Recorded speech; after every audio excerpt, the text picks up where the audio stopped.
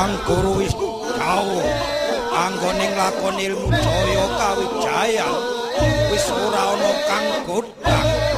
nganti buntas puning daya kasekten prasasat kebijakan senajan to ngono ora ninggal marang wajibe Pilo Nagri to ing pati para siswa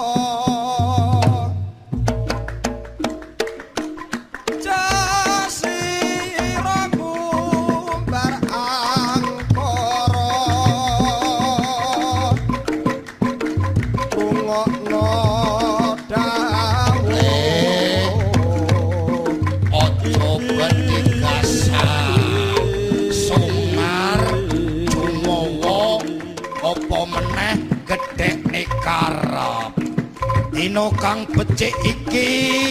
gek mapan kono piyuh ora ndelomokane